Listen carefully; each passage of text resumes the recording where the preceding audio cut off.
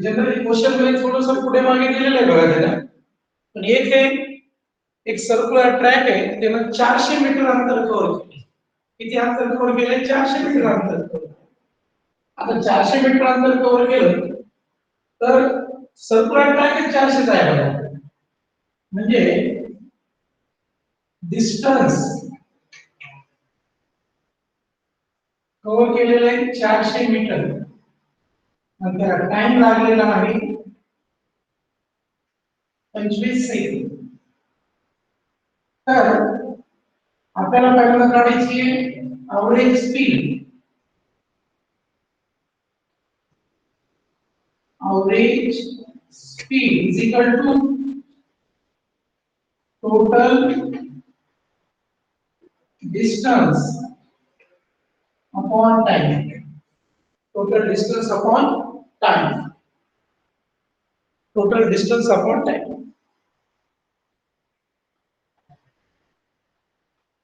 जय पांचाळ, प्रथमेश, एखादंच उत्तर येईल नका पुरू. राजेश, शाही, साई, डिस्टन्स किती आहे? 400 मीटर. टाइम किती आहे? 25 सेकंद. जर 25 ने 400 ला भागितलं, 25 100 किती? 16 मीटर पर सेकंद. किती? 16 मीटर पर सेकंद. आता बघा बरोबर, त्याला काय सांगितलं? Circular track. इथून निघाला, सर्क्युलर ट्रॅक पूर्ण कंप्लीट केला. पण तो इथून इथंच आला, परत इथून निघाला आणि परत इथं आला. तर मला सांगा किती आहे डिस्प्लेसमेंट? सांगा धनश्री, डिस्प्लेसमेंट किती आहे? मंदार, प्रथमेश, डिस्प्लेसमेंट किती आहे? 0. कारण जिथून निघाला तो तिथंच आलेला आहे. Very good. इथून निघाला परत इथं आला, म्हणजे डिस्प्लेसमेंट आहे 0. डिस्प्लेसमेंट आहे 0 मीटर मुळे. Average velocity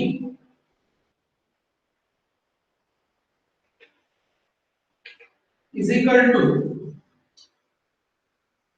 displacement upon time. Displacement upon time. 0 upon time 25 second. हे आलं 0. 0 metre per second. Average velocity आहे 0 मीटर पर सेकंद.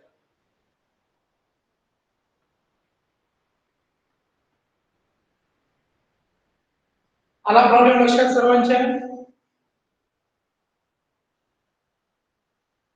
समझ में आया क्या बच्चों? बोलो एक बार.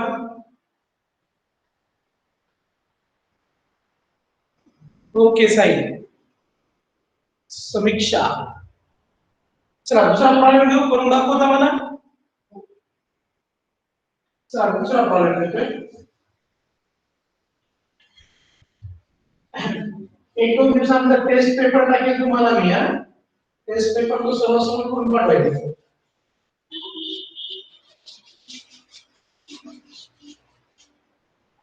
Next question. Second example. An aeroplane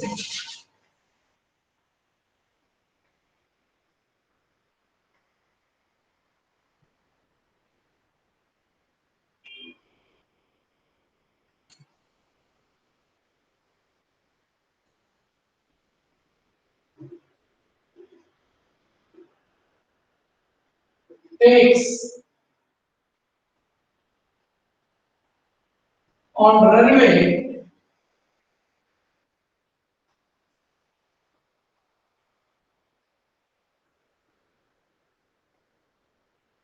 for 30 seconds with an acceleration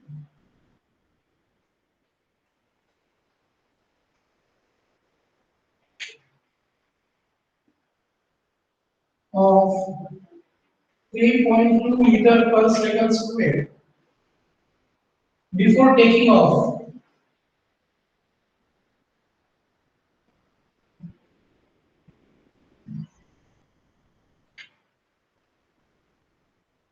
Taking off. How much distance? How much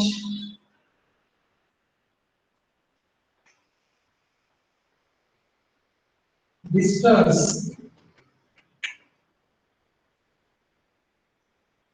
would it have covered on the runway?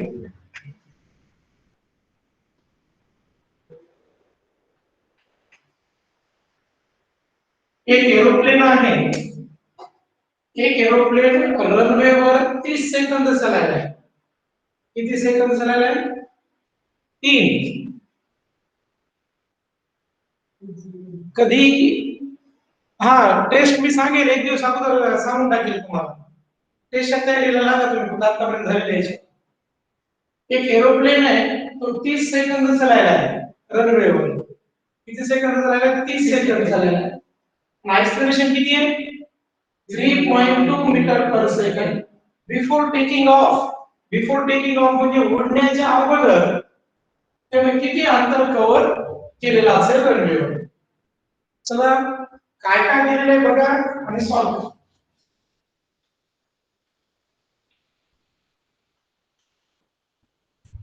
न्यूटनचे equation वापरता आले पाहिजे आपल्याला. काय काय दिले बघा, त्याला टाइम दिलेला आहे आपल्याला. टाइम किती second? 30 second.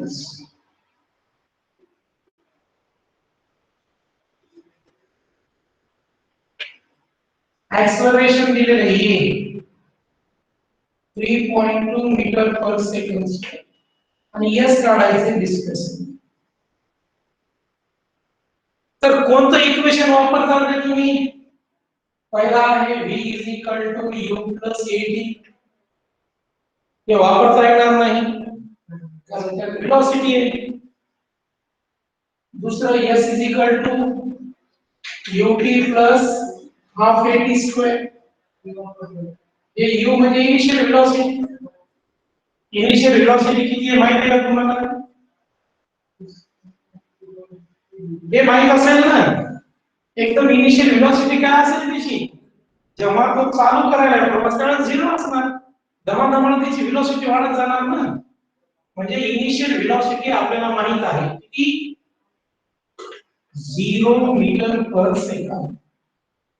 Okay. using second equation. Using second equation, s is equal to ut plus half at square. yes काढायचं. u म्हणजे इनिशियल वेलोसिटी किती आहे? 0. टाइम किती आहे? 30. 1/2 एक्सेलरेशन किती आहे? 3.2 t स्क्वेअर. टाइम आहे 30 चा वर्ग. हे तर 0 आलं राईट. विचार करा दुसरं बाजूला जाणार.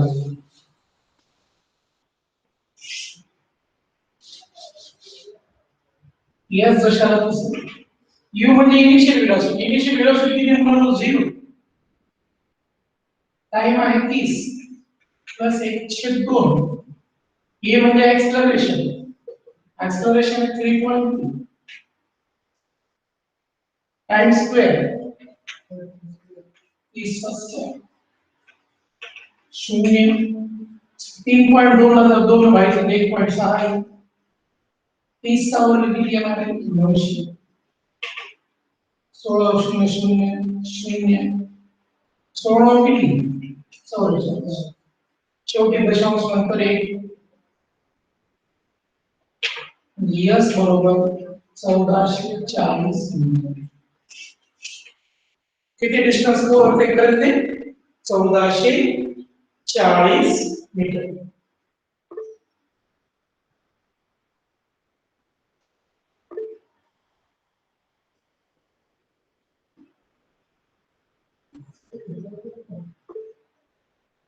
यायला काय रे मुलांना सर्वांच्या लक्षात?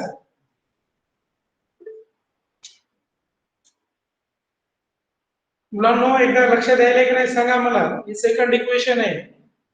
मी तुम्हाला अगोदर सर्व सांगितलेले. चला साईना हँडओव्हर केला. धनश्री ओके बेटा. राजेश, सोनल, चला तिसरा प्रॉब्लेम घेतो. काही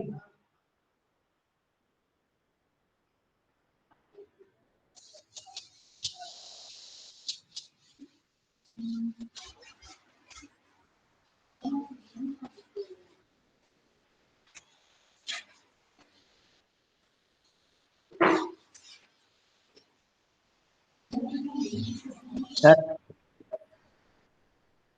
सर सर सर सर मी पहिले नव्हतो. मला फॉर्म्युला एकदा लिहून देता का सर पूर्ण?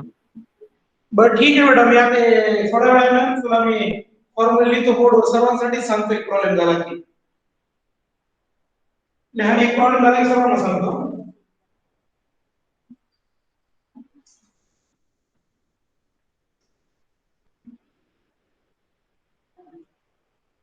कामगार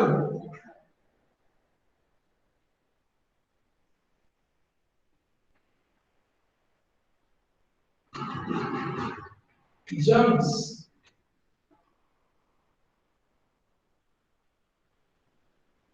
2.5 meter vertically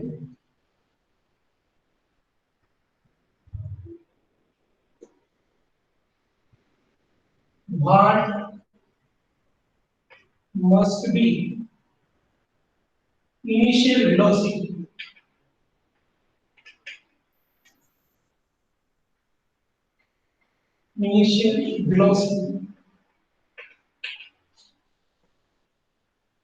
of the camera.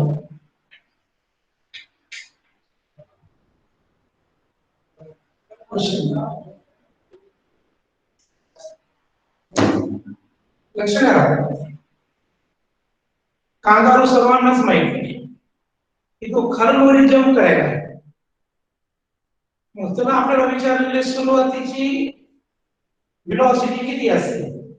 ठीक आहे, यू विचारलेले.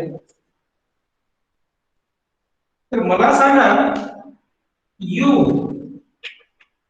0 मीटर यू काढायचं.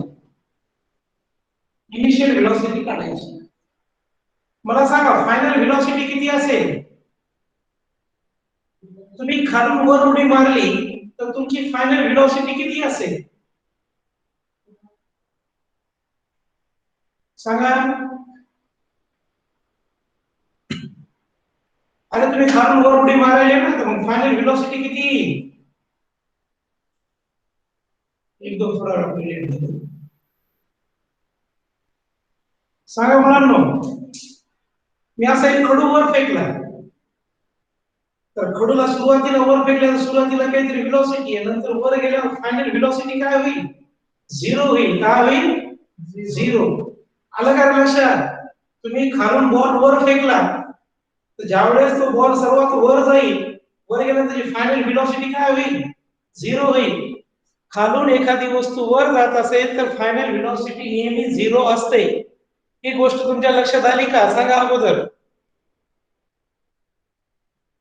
खालून वर गेल्यानंतर व्हेलॉसिटी 0 होते. हे कळालं का? खालून कोणतीही वर वस्तू फेका ती वर जाऊन कुठेतरी थांबणार. थांबल्यानंतर ती पुन्हा खाली येणार. म्हणजे फायनल व्हेलॉसिटी 0 आहे. म्हणजे v is 0 metre per second. आणि ते कांगारू किती वर चालले? समजा ग्राउंड पासून वर किती चालले? 2.5 मीटर इतकं वर आहे. डिस्टन्स आहे. म्हणजे s आहे 2.5. आता वर गेलेली प्रत्येक वस्तू काय ती मुलांना खाली येते. हे कशामुळे खाली येते रे? Gravitational force. ग्रॅव्हिटेशनल फोर्स मुळे. बरोबर आहे. मग आता ग्रॅव्हिटी किती असते? ग्रॅव्हिटी जी, ऍक्सेलरेशन किती आहे? 9.8 9 metre per second square, right. ह्यालाच आपण ऍक्सलरेशन म्हणतो. काय म्हणतो? ऍक्सलरेशन. आणि आपल्याला सोपं जावं कॅल्क्युलेशनला म्हणून 9.8 न घेता 10 घ्यायचे. 10 मीटर पर सेकंद स्क्वेअर. तर S माहित आहे, A माहित आहे, U माहित आहे. याच्यात आपल्याला कोणतं इक्वेशन वापरावं? तिन्ही इक्वेशन लिहितो मी. कोणतं वापरायचं सांग. पहिला आहे V is equal to U plus AT. दूसरा आहे S is equal to UT plus half AT square. तीसरा आहे V square is equal to U square plus 2AS. कोणतं इक्वेशन यूज करू सांगा. तिसरा.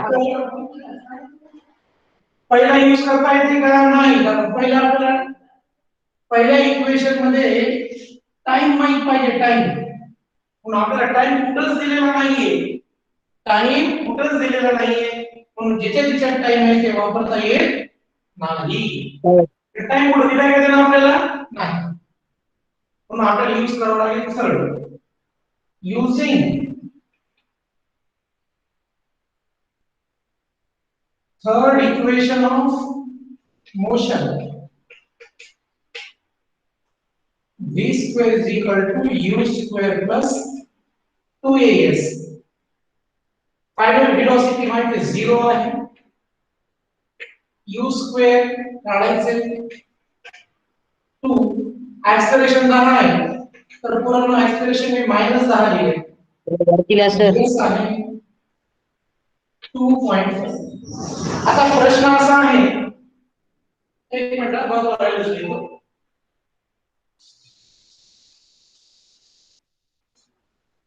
बघा V फायनल वेलोसिटी आहे 0, 0 स्क्वेअर. U म्हणजे इनिशियल वेलोसिटी काढायची आहे. U square 2. ऍक्सेलरेशन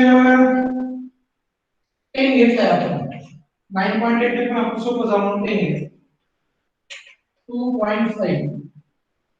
तर मुलांनो,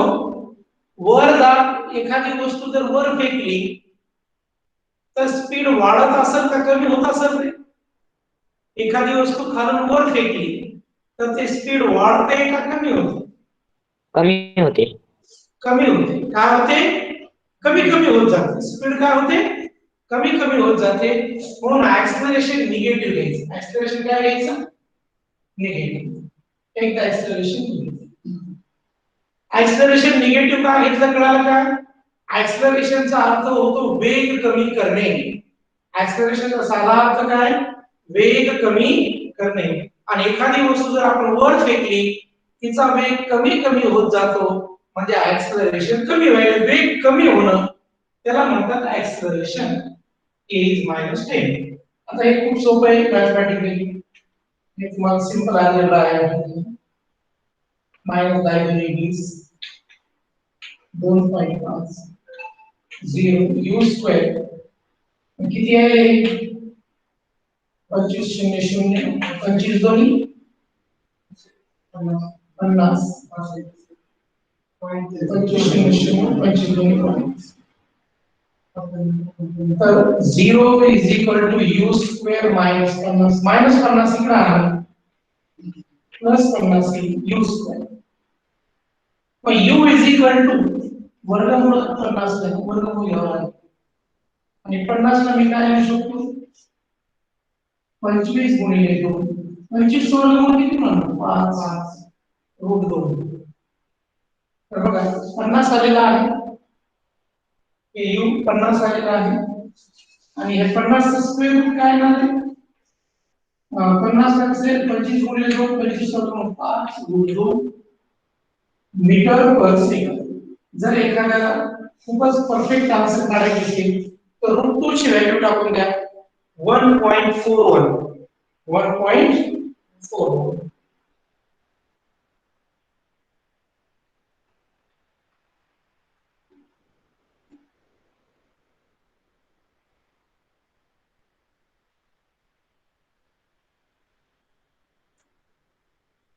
final velocity, initial velocity, acceleration 10 आहे, डिस्प्लेसमेंट घेतले 2.5 √2 मीटर पर सेकंड.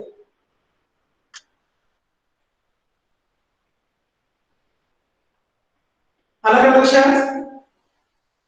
तर तुम्हाला होमवर्क काय बघा, मी या ठिकाणी एक्सेलरेशन किती घेतले मुलांनो? 10 घेतले. किती घेतले? 10. तुम्ही मला 9.8 घेऊन आन्सर पाठवायचं ग्रुपला. किती एक्सेलरेशन घ्यायचं?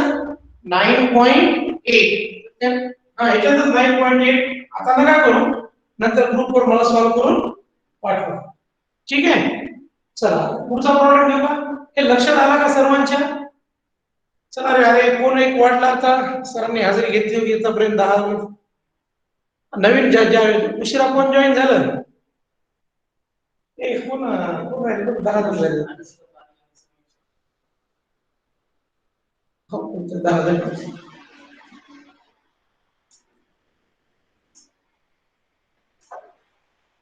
Next question.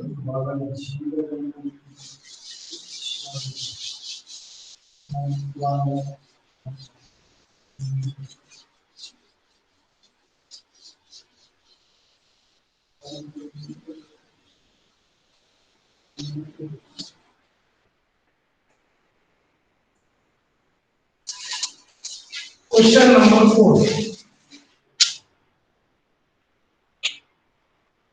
A motorboat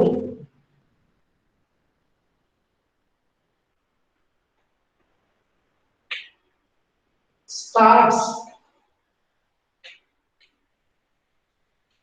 from rest and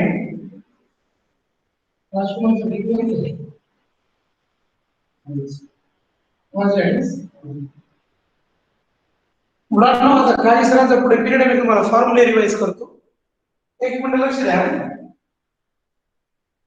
आपण न्यूटनचे 3 नियम लक्षात असणं आवश्यक आहे. हे प्रॉब्लेम कंटिन्यू करणार आहोत.